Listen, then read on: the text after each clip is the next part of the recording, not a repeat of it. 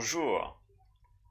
Wouldn't it be great if French grammar was simple?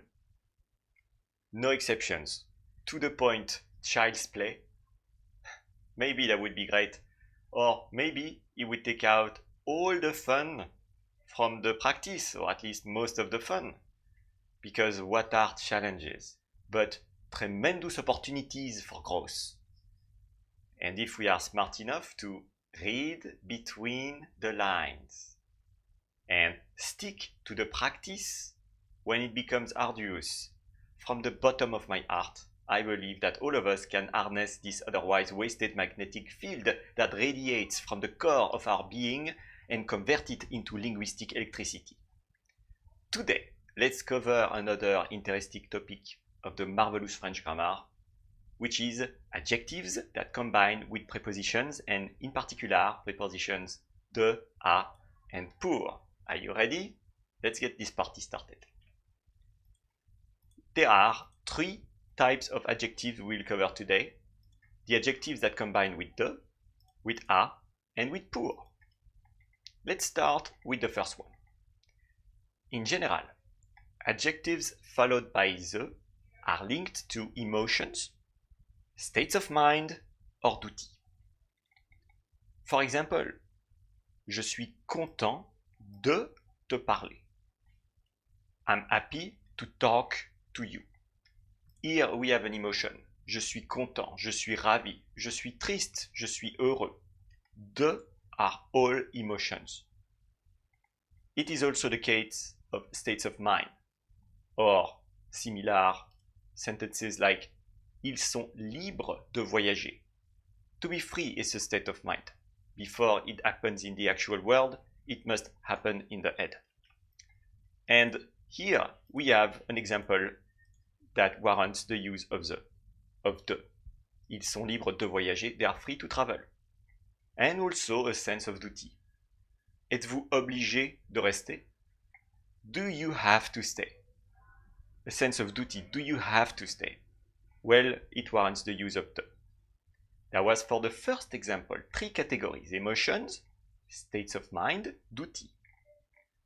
Now, the second example, adjective plus a. In general, adjectives followed by a associate with actions, ability, or outlook. For example, action. Il s'est décidé à te parler. He decided to talk to you. He made that decision and it led to this action. Il s'est décidé à faire quelque chose. À te parler. À parler. We have a combination of the preposition à with an action. And then the ability to do something. Nous sommes aptes à réussir. We can succeed. And this, I am convinced that all of us can learn French at a fluent level. I am convinced 100%. Why? Because all it takes is a little bit of time, perseverance, effort, and a reason to do this. We need a reason. Nous sommes aptes à réussir. We can succeed. Outlook. Êtes-vous résolu à le faire? Are you determined to do it? To be résolu, it means determined. It's an outlook. Someone who is determined to do something is résolu to do something. He has a specific outlook about the outcome. And that was for la préposition à following the adjective. Action, ability, outlook. Which contrasts with emotion, states of mind, or duty. D'accord? The third example, adjective plus pour. It is seen in structures such as enough to do or to do, assez pour faire or trop pour faire. Let's take an example. This is a bit confusing what I'm saying. Let's take an example. He is smart enough to do it. Il est assez intelligent pour le faire. And when you have that kind of structure, suddenly we need to use pour. Pour. Il est assez intelligent pour, because we have before this adverb right before the adjective. Another example. We are too rich to cry. Nous sommes trop riches pour pleurer. So pay attention, pay close attention to that kind of structure that is often overlooked by students. Pay attention because suddenly you will have to change the preposition. It is not a, it is not the, but pour.